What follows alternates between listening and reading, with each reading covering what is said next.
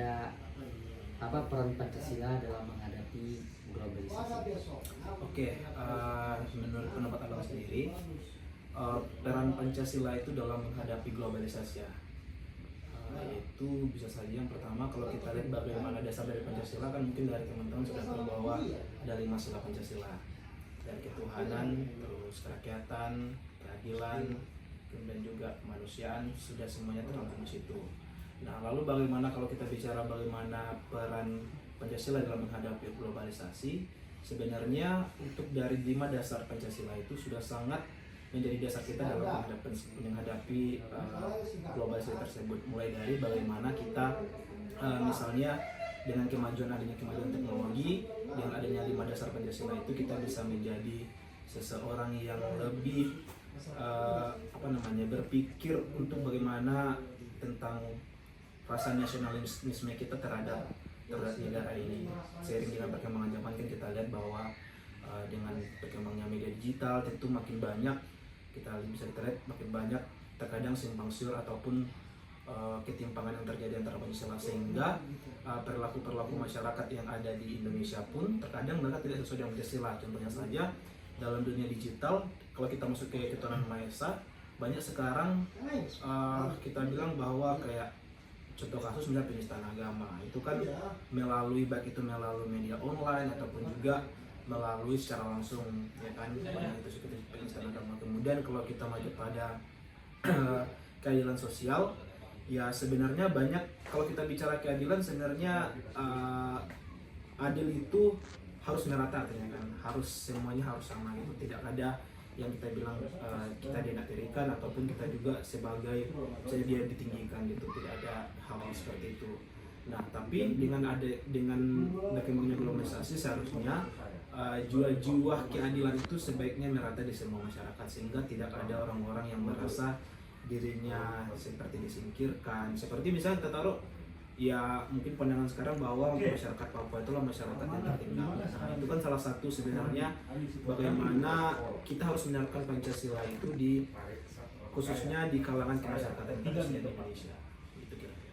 Kedua itu ada apa tantangan penerapan nilai Pancasila saat ini? Oke, kalau untuk tantangan sebenarnya itu lebih ke bagaimana kita menyikapi Pancasila itu dalam diri kita sendiri. Nah, sekiranya mungkin kalau tantangan dari media dalam globalisasi misalnya, dalam kita mencoba bermedia misalnya di media sosial, ya itu jadi tantangan tersendiri, karena misalnya kita ingin bermedia sosial itu harus kita menjaga tutur kata, jangan sempat kita menyinggung yang namanya sara, ya kan, suku, agama, dan ras. Itu salah satu bagaimana penyimpangan terhadap Pancasila itu sendiri. Jadi sebaiknya, alangkah lebih baiknya bagaimana kita bersikap terhadap Pancasila itu menjadi dasar kita untuk bisa membangun relasi kepada masyarakat. Nah, jadi kalau untuk tantangan awalnya yang pasti dari diri kita sendiri lah, bagaimana kita harus menyikapi hal tersebut. Lalu yang kedua, dalam bermedia sosial kita juga harus hati-hati. Lalu yang ketiga adalah bagaimana kita bersikap kepada masyarakat secara normatif ataupun secara hukum-hukum sosial. Baik Bang, yang ketiga ada bagaimana pendidikan karakter Pancasila membantu generasi muda. Pendidikan karakter mungkin kalau kita lihat dalam kurikulum sekarang yang terkhusus misalnya di sekolah dasar ataupun sampai sekolah menengah, teman-teman mungkin sudah disuguhi dengan kurikulum mereka, dan dalamnya juga memang sudah ada namanya pendidikan karakter. Nah, melalui program ini sebenarnya sudah dinampakkan bagaimana pendidikan karakter ini itu sudah mulai tumbuh dan berkembang di kalangan sekolah, ya kan. Nah, jadi di kalangan sekolah itu sudah menjadi dasar bahwa pendidikan karakter ini sekiranya menjadi cakupan penting bagi siswa-siswa di sana, agar ketika mereka melangkah ke tahap selanjutnya yang lebih besar seperti misalnya di bangku perkuliahan, mereka dapat bukan sembarang, atau kita bilang mereka tidak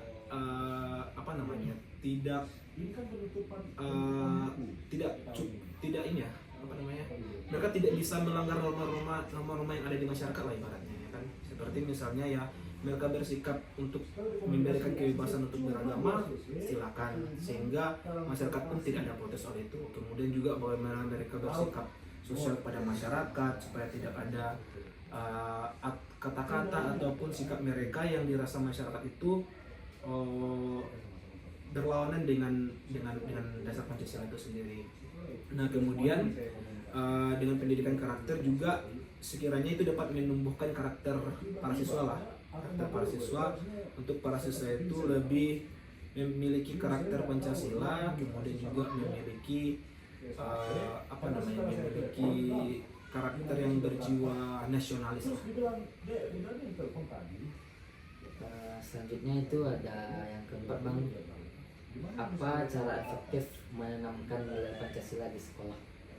Cara efektif ya, cara efektif mungkin ya yang pertama dengan menanamkan pendidikan karakter yang seperti tadi, bahwa memang perlunya pendidikan karakter di sekolah, mulai itu dari sekolah dasar, jangan sekolah dasar dulu, lebih awalnya itu adalah dari keluarga, karena kan di keluarga itu akan dibesarkan secara bagaimana orang tua memberikan nasihat ataupun memberikan pelajaran kepada anak di rumah, bagaimana bersikap. Di situ menjadi awal dari bagaimana kita memiliki pendidikan karakter. Nah, sesudah itu baru kita masuk ke instansi atau sekolah.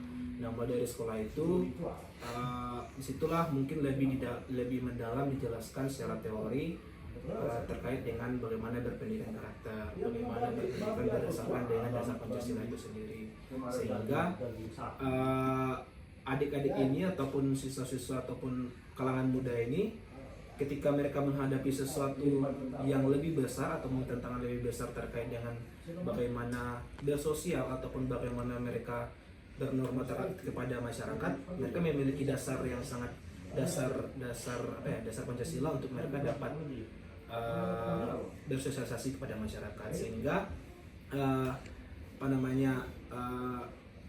siswa-siswa ataupun adik-adik kita ini mereka bisa dapat lebih paham bagaimana bersosialisasi kepada masyarakat, sehingga tidak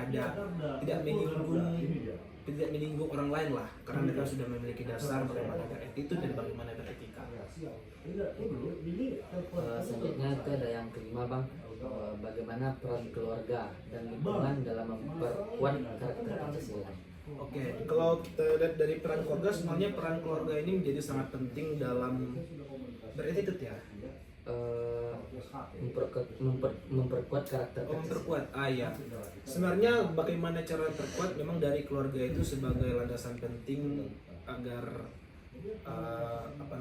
siswa-siswa ataupun kalangan muda ini bisa memperkuat Pancasila. Salah satunya ya dengan memberikan pemahaman. Misalnya kita nih ada orang yang lebih tua dari kita, tentu kita harus hormat terhadap mereka. Kemudian juga dalam bertutur kata kepada orang yang lebih dewasa dari kita sudah memiliki batasan.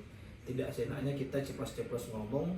Ibaratnya kita ngomong dengan teman sebaya kita tentu akan berbeda ketika kita ngomong dengan orang yang lebih dewasa dengan kita.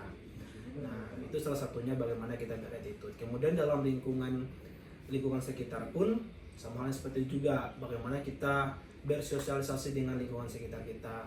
Misalnya ada tetangga kita yang sakit ataupun yang mengalami kemalangan, setidaknya kita bisa membantu mereka, ya kan, itu bisa bantu contohnya.